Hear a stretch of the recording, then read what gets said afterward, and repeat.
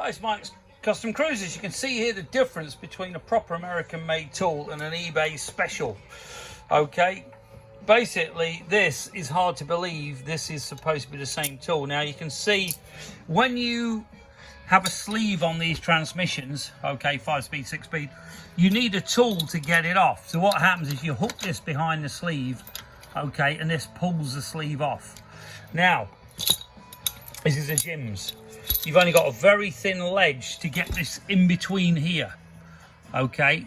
So basically all you've got is that dead small gap. Now you can see here, apart from the fact this thing's bent to hell, the bolts are shit, the whole thing's just garbage.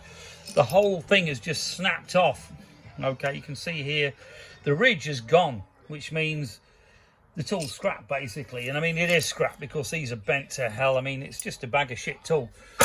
This one actually was an Ultima, but the eBay ones I should imagine are the same quality. I've seen the things on eBay. It just shows if you buy a Jim's, okay, you're going to pay a lot more money, but not one thing is bent and it's done exactly the same job. Okay, so that is what you get and what you pay for. Okay, thank you.